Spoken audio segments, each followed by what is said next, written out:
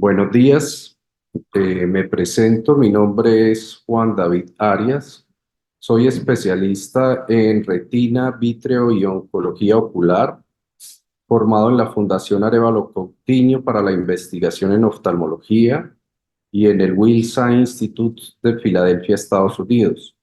Actualmente soy el director del programa de Fellowship en Retina y Vítreo de la Universidad Autónoma de Bucaramanga y de la Clínica Foscal Internacional, en convenio con la Universidad Autónoma de Bucaramanga. Y actualmente soy el presidente de la Sociedad Colombiana de Retina y Vítreo. Muchas gracias por la invitación a compartir con ustedes la experiencia acerca de las enfermedades raras en Colombia. Entonces, como introducción, a partir de la década de los 80, las enfermedades raras han adquirido un lugar prioritario en los sistemas de salud a nivel del mundo. En general, estas son enfermedades crónicas, invalidantes y en más de un 80% tienen un origen genético. Se estima que existen alrededor de 7.000 y 8.000 enfermedades raras y que éstas afectan al 6 a 8% de la población. Hay muy poco conocimiento por parte de la comunidad médica en relación a su diagnóstico y a su manejo, y el Global Gene Project estima que existen más de 300 millones de personas en el mundo afectadas por una enfermedad rara. ¿Qué es una enfermedad rara? Entonces, podemos encontrar en la literatura que hay algunos términos como raras, olvidadas o huérfanas. En general, son enfermedades que tienen una baja prevalencia. La mayoría de ellas, hasta un 80%, son de origen genético, pero hay otro 20% que pueden tener un origen infeccioso, autoinmune, oncológico o de causas desconocidas. Se conocen alrededor de 7.000 enfermedades raras a nivel del mundo. Todas ellas tienen características de ser enfermedades crónicas, progresivas, de gran complejidad clínica, frecuentemente son de difícil diagnóstico y del 20 al 30% de los pacientes afectados fallece antes de los 5 años. Hay diferentes leyes y desde el 2010 la ley marco de enfermedades raras en Colombia trató de reconocer estas como un problema especial para el interés en salud en Colombia y se dictaron algunas normas que tienden a mejorar y garantizar la protección. Igualmente, a través de los años y a través de diferentes resoluciones, estatutos, se ha llegado a adoptar un manual metodológico para la elaboración e implementación de rutas integrales de atención en salud. Todo esto es importante y toda esta regulación ha llevado también a crear el CIVIGILA, que es un formato para el reporte de estas enfermedades huérfanas o raras. Y en el 2019 ya se ha creado un programa de tamizaje neonatal para detectar tempranamente errores congénitos del metabolismo y enfermedades que puedan deteriorar la calidad de vida de estas personas. Es así que en el 2023 se actualiza el listado de enfermedades huérfanas en su versión 3.0 y se tienen alrededor de 2.247 enfermedades en este listado. Todas estas son grupos o redes de apoyo de enfermedades raras que, como vamos a ver más adelante, son de gran importancia para el conocimiento, el apoyo y el manejo adecuado de estas enfermedades.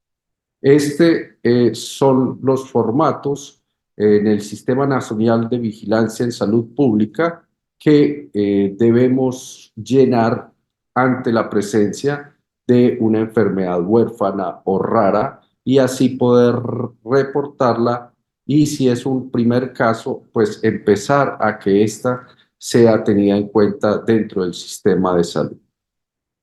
Entonces, para el 2013 ya se habían identificado más de 13.000 colombianos con alguna enfermedad huérfana.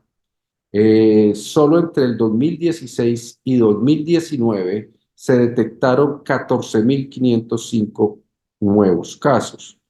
Las regiones que más reportan o registran epidemiológicamente estas enfermedades son Cauca, Antioquia y Bogotá.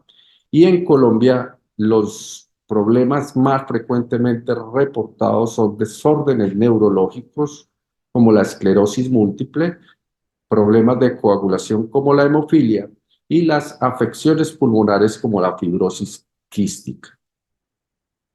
Estos son los porcentajes a los cuales equivalen estas enfermedades reportadas. Y vemos cómo los nuevos casos han ido variando, siendo en el 2019 el pico más alto de reporte de estas enfermedades raras. Todos estos son los porcentajes que se reportaron en el 2016 en ese periodo epidemiológico y el porcentaje al cual corresponden muchas de estas enfermedades. Básicamente no hay una diferencia grande en porcentaje entre mujeres y hombres. Hay muy bajos casos reportados en la población indígena y de afrocolombianos. Hasta el 43% de los casos se han confirmado por laboratorio, el 16.6% se ha reportado en pacientes hospitalizados, el 13.7% en menores de 5 años y el 12.2% en mayores de 65 años. Entonces, como podemos observar, la gran mayoría de los pacientes se encuentran entre los 5 y los 65 años, siendo las edades extremas los menos reportados. Todos estos son los códigos que se utilizan para estas enfermedades y podemos encontrar el porcentaje de las cuales han sido reportadas.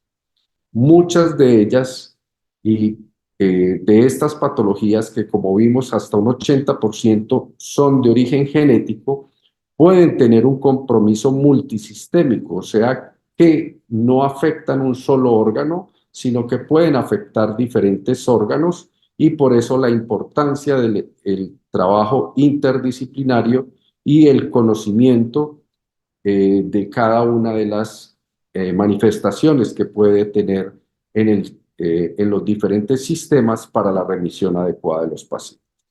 Entonces, este es un dilema que siempre tienen los médicos y hoy en día con los sistemas de salud y de la forma en la cual se atienden los pacientes, podemos ver que muchas veces el médico se dedica a hacer análisis en el computador o de imágenes y no encuentra el diagnóstico adecuado, no sabe cuál es el diagnóstico y muchas veces es porque no presta atención al paciente que tiene al lado. Es claro que el diagnóstico está simplemente observando al paciente. Si este médico se toma el tiempo de observar al paciente, pues se da cuenta que realmente es Batman.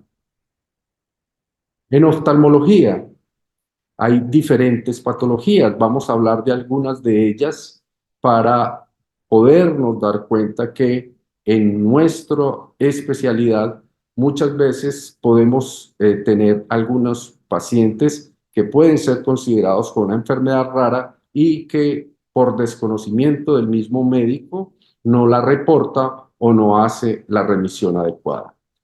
La drepanocitosis o enfermedad de anemia de células falciformes es una anemia de eh, hemolítica, significa que es una destrucción que ocurre de los glóbulos rojos por una alteración en los genes o hemoglobinopatía.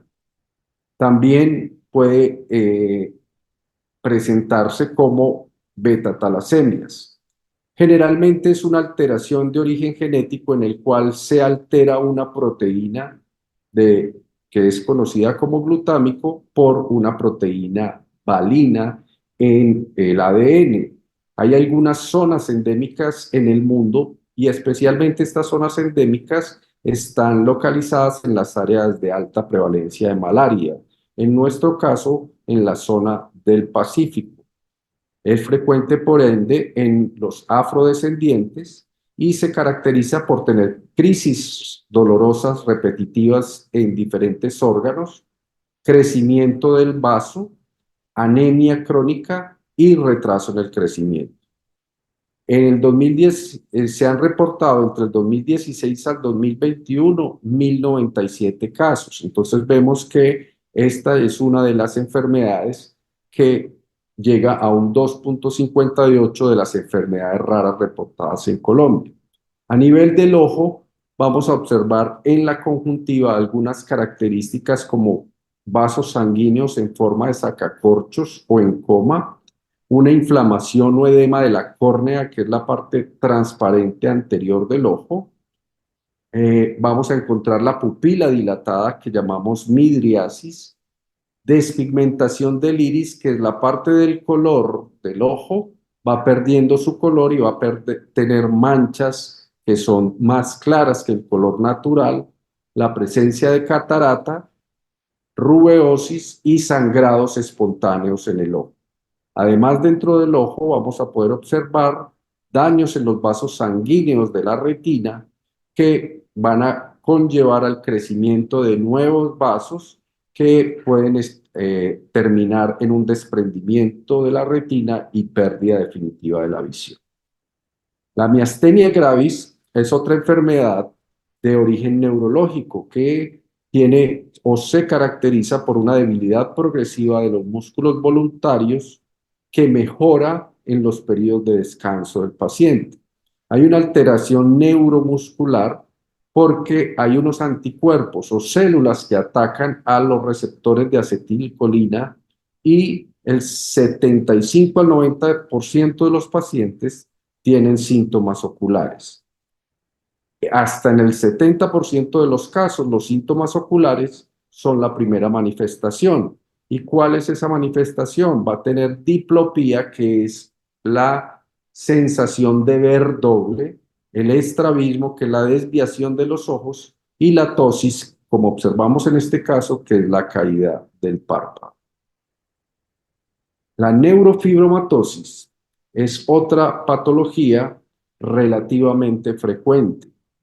Es una alteración en el gen NF1, que ese gen es el encargado de suprimir el crecimiento de algunas estructuras. Por tanto, al estar alterado, va a llevar a que crezcan tumores. Tumores en diferentes órganos. Se caracteriza inicialmente porque en la infancia los pacientes tienen, al parecer, algo parecido a muchos lunares, que se denominan manchas café con leche, displasia de la tibia en la pierna, neurofibromas cutáneos como los que podemos observar en la fotografía y la presencia de glioma del nervio óptico, que es un tumor que crece en el nervio óptico, como vemos aquí, que hace que se engrose y haga que haya una pérdida de la visión. Otras características, estos son estados más avanzados del crecimiento de estos neurofibromas. En el ojo podemos observar múltiples lesiones o estos nódulos oscuros en el iris que nos pueden guiar al diagnóstico y que nos deben hacer pensar que ese paciente necesita algunas imágenes para poder llegar al diagnóstico temprano del glioma del nervio óptico. La neurofibromatosis tiene dos tipos, la 1 y la tipo 2. La tipo 2 se caracteriza porque van a tener algunas alteraciones a nivel auditivo que conllevan a escuchar ruidos o pitos frecuentemente, a pérdida de la audición y a pérdida del equilibrio. Schwannomas, que son tumores benignos a nivel del oído que conllevan a esa pérdida del equilibrio, tumores a nivel de la médula ósea, meningiomas, algunas alteraciones en el ojo como cataratas y algunas lesiones en la retina adentro del ojo, como amartomas de la retina y del epitelio pigmentado de la retina. En Colombia, entre el 2016 y 2021, se reportaron 277 casos de neurofibromatosis, representando menos del 1% de las enfermedades raras. Este es un caso de una paciente que consultó a nuestro servicio de 61 años de edad, en la cual vemos la retina en el ojo izquierdo de unas características normales. Este sería el nervio óptico, los vasos sanguíneos de la retina. Se llama la mácula, que es la parte de máxima visión del ser humano, y vemos en el ojo derecho cómo esa retina está oscurecida, no se logran observar los detalles y vemos una cantidad de membranas blanquecinas y unas áreas de aparente sangrado. En esta paciente se diagnosticó, como vemos acá en la fotografía, un tipo de tumor dentro del ojo que se denomina tumor vasoproliferativo de la retina. Esta es la parte de máxima visión del ser humano y en el ojo de ella derecho vemos cómo está prácticamente destruida la retina en la parte central y es la causa de la pérdida de su visión. Entonces, esta paciente podemos hacer unas imágenes de tomografía de coherencia óptica y vemos en el tumor cómo esa lesión hemorrágica y de vasos sanguíneos realmente representa un tumor vascular dentro del ojo que característicamente se presenta en un paciente con neurofibromatosis, como lo que vimos anteriormente, en la cual podemos observar esos neurofibromas y estas lesiones características de ella. Afortunadamente, esa paciente pudo ser llevada a cirugía y vemos cómo el antes y el después de la cirugía, obteniendo una recuperación de la estructura de la retina en la parte central de la mácula, pudiendo preservar la visión en este caso. La osteogénesis imperfecta es otra enfermedad en la cual hay una alteración a nivel del colágeno. Se caracteriza porque son pacientes que desde temprana edad van a tener fracturas y deformidades. En el ojo vamos a observarlo y a sospecharlo cuando vemos la esclera, que es esta parte normalmente blanca del ojo, que es azulosa. También puede presentar ruptura espontánea de la esclera, de esta estructura, la presencia de queratocono, que es un adelgazamiento a nivel de la córnea, queratoglobo, microcórnea, que es la córnea más pequeña de lo normal, o megalocórnea, al contrario, que es una córnea mucho más grande de lo normal. Subluxación del cristalino es que el lente interno del ojo se desplaza de manera espontánea por una debilidad en las fibras que lo sostienen en el ojo, la presencia de catarata, glaucoma o sangrados espontáneos que pueden conllevar a un desprendimiento de la retina. Entre el 2016 y 2021 en Colombia se reportaron 234 casos, también siendo menos del 1% de las enfermedades raras en Colombia. La sarcoidosis es una enfermedad que ya no es genética, es una enfermedad sistémica, granulomatosa, que se desconoce la causa. Es más frecuente en mujeres, en los países escandinavos y en los pacientes afrodescendientes. Se presenta hasta en un 80% como una uveitis bilateral, que es una inflamación del ojo que conlleva que el ojo esté rojo, inflamado, con pérdida de la visión, y vamos a poder ver en algunos casos la presencia de algunos granulomas o nódulos en la conjuntiva, que es esta parte, y vasculitis dentro del ojo, en la retina, que puede conllevar a estas lesiones, como vemos, blanquecinas e inflamación de los vasos sanguíneos.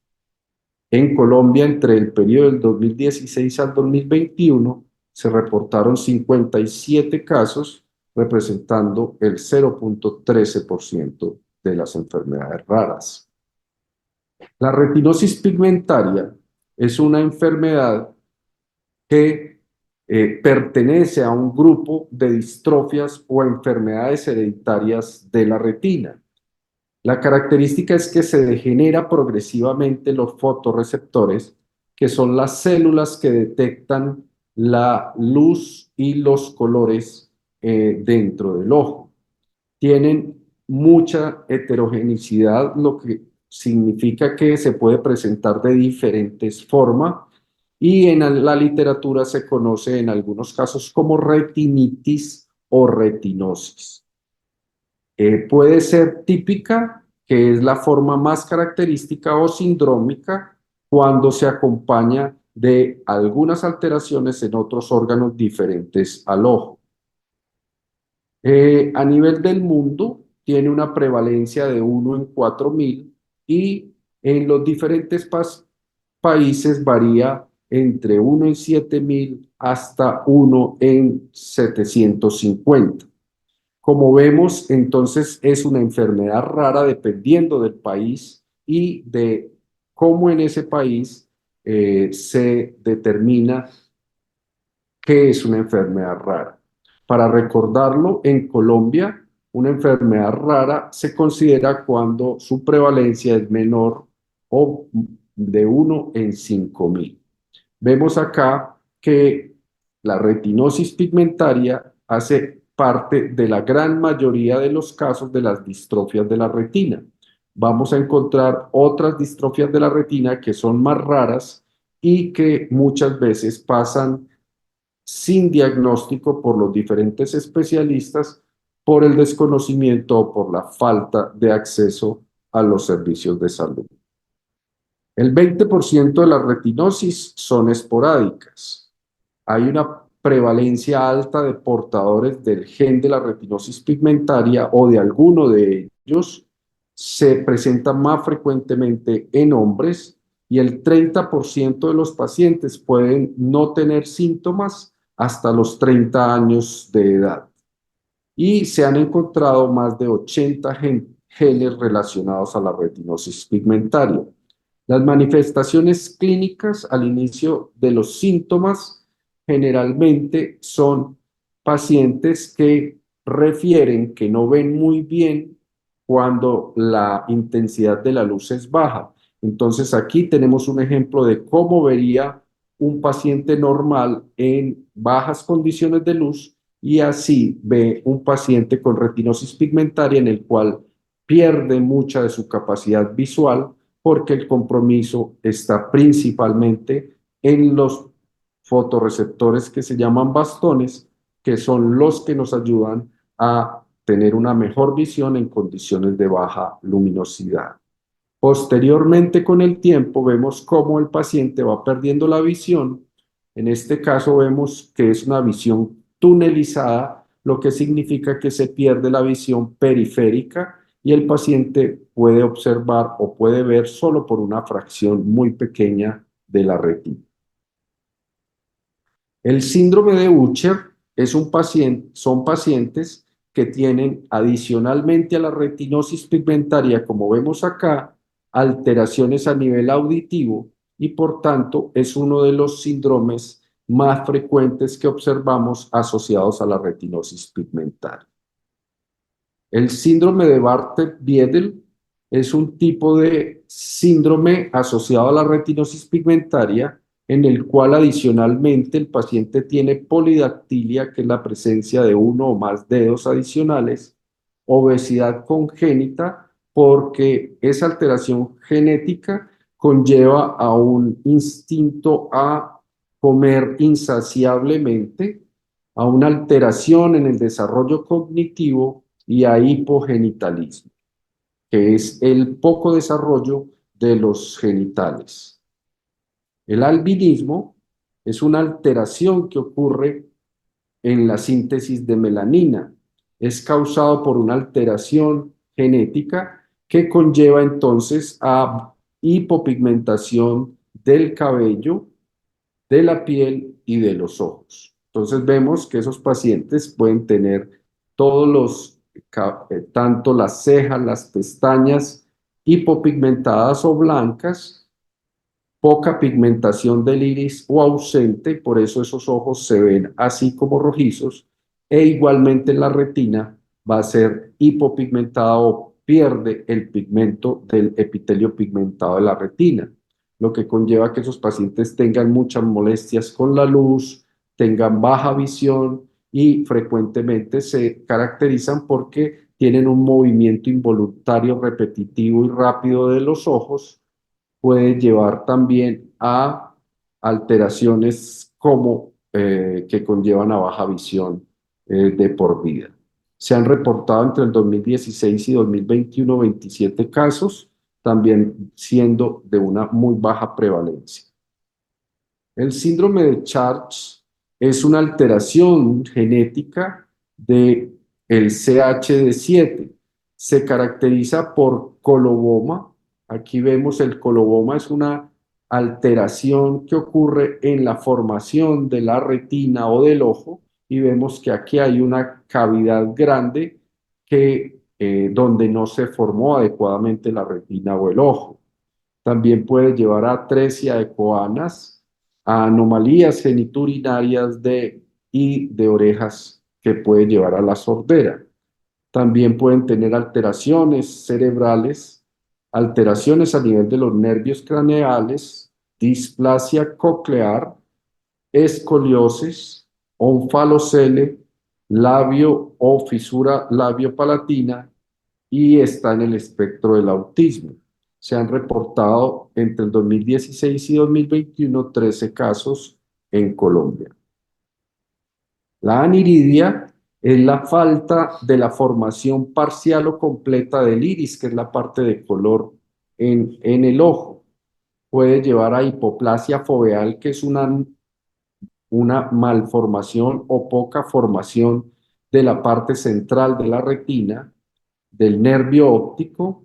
Puede llevar a nistagmos, que es un movimiento frecuente de los ojos involuntario, la presencia de catarata, este sería el cristalino y cuando se opacifica se llama catarata, la presencia de glaucoma, que es un daño en el nervio óptico, y deficiencia limbar, que es una alteración aquí a nivel de la conjuntiva que puede llevar a la pérdida total de la visión. En Colombia solo se reportaron 10 casos entre el 2016 y 2021. El síndrome de Melas es una enfermedad mitocondrial que se transmite genéticamente de la madre a los hijos. Puede conllevar a una encefalopatía, que es un daño a nivel cerebral, acidosis láctica, que es una alteración que puede conllevar a alteraciones a nivel de los músculos y puede terminar con convulsiones o pérdida, alteraciones a nivel del sistema nervioso central. Los pacientes inicialmente se pueden quejar de dolores de cabeza, vómito, alteraciones auditivas, pérdidas del equilibrio, alteraciones visuales parecidas a la retinosis pigmentaria, alteraciones a nivel cardíaco, alteraciones a nivel de los riñones y alteraciones o debilidad muscular. En el ojo se puede caracterizar por un daño a nivel del nervio óptico, que sería acá, y las alteraciones a nivel de los movimientos de los ojos que se denominan oftalmoplegia. En Colombia se reportaron entre el 2016 y 2021 9 casos del síndrome de Melas. El síndrome de Kearns-Sayre es otra patología o enfermedad como la anterior de origen mitocondrial, que significa que es una alteración que transmite la madre especialmente a los hijos varones. Algunos casos se pueden presentar en mujeres, pero es menos frecuente. Generalmente se presenta o se manifiesta antes de los 20 años de edad como una oftalmoplegia externa progresiva, que es una alteración en los movimientos de los ojos que va siendo progresiva, cada vez más debilitante y que puede llevar a la parálisis total o parcial de los movimientos de los ojos. Alteraciones de la retina similares a la retinosis pigmentaria, alteraciones en la conducción cardíaca, alteraciones a nivel de proteínas del líquido cefalorraquídeo y alteraciones en sus movimientos. En Colombia solo se reportaron 3 casos entre el 2016 y 2021. La enfermedad de Coats es una enfermedad que compromete la retina. Se considera una vasculopatía exudativa, como vemos acá, todo esto que se ve blanco es la exudación o salida de las proteínas de los vasos sanguíneos. La mayoría de las veces es idiopática y unilateral, lo que significa que compromete de manera importante un ojo. Afortunadamente, la mayoría de los casos, el otro ojo permanece sin compromiso, pero puede llevar a la pérdida total de la visión. En Colombia solo se reportaron 3 casos entre el 2016 a 2021, a pesar de que es una enfermedad que se observa relativamente frecuente en los servicios de retina.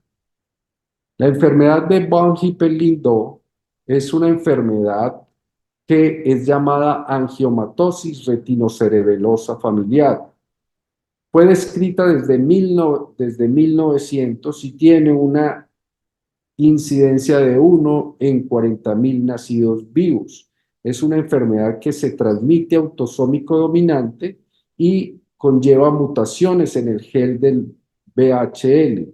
Va a tener un compromiso multisistémico y puede afectar la retina, el sistema nervioso central, las alteraciones a nivel de los oídos, de los riñones, del páncreas y de las glándulas suprarrenales. Este es un caso de una paciente que llegó a nuestro servicio en la clínica de retina de 16 años de edad que presentaba o se quejaba de disminución de la visión del ojo izquierdo y dolores de cabeza a repetición. Esa paciente no tenía ningún antecedente oftalmológico, no había ninguna enfermedad conocida hasta ese momento, no había sido operada de nada, en la familia no había ningún antecedente importante y no estaba tomando ningún medicamento. La visión estaba disminuida, normalmente es de 20/20, en el ojo derecho estaba en 20/100 y en el ojo izquierdo tenía una pérdida mucho más importante de la visión. En la retina pudimos observar todas estas alteraciones en la que veíamos tortuosidad, que es estos vasos sanguíneos completamente curvos, manchas blancoalgodonosas, que son todas esas alteraciones que vemos alrededor del nervio óptico, inflamación del nervio óptico y exudación, que es la pérdida de proteínas desde los vasos sanguíneos, que era mucho más evidente en el ojo izquierdo, y vemos que esta era la causa de la pérdida de la visión.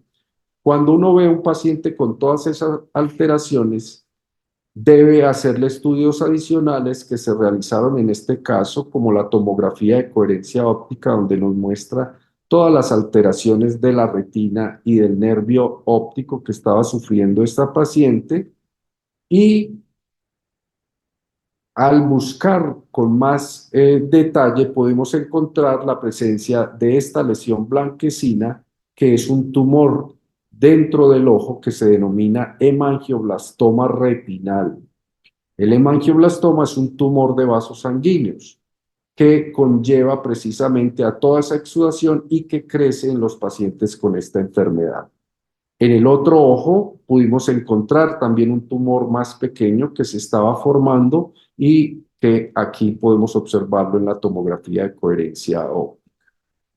Esa paciente, y muy importante, inmediatamente le tomamos la presión arterial porque sospechamos la enfermedad y encontramos que estaba demasiado alta, lo que conlleva que es una emergencia que puede llevar a que esa paciente se muera en poco tiempo, pocas horas.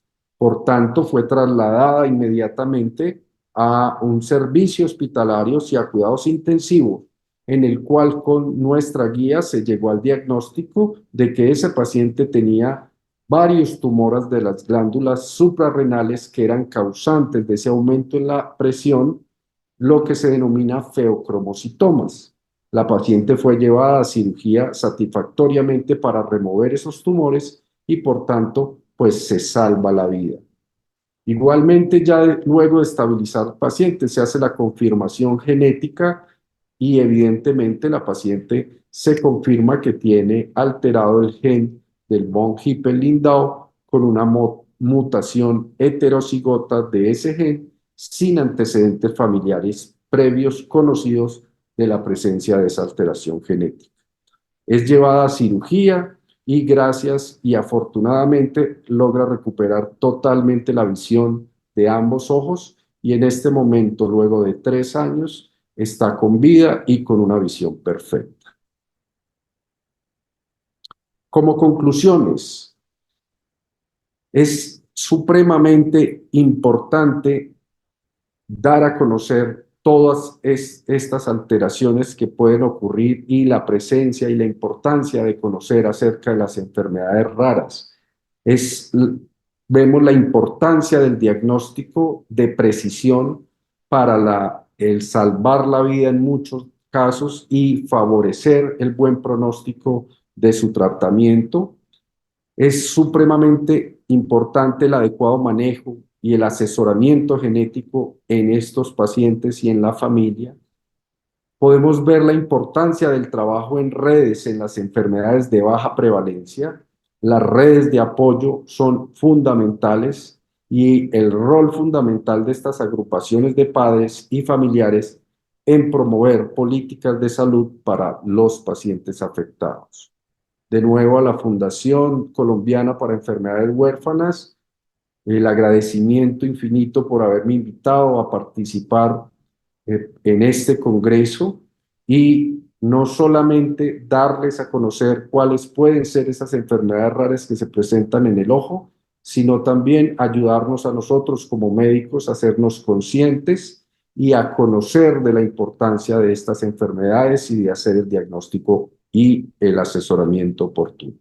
Muchas gracias.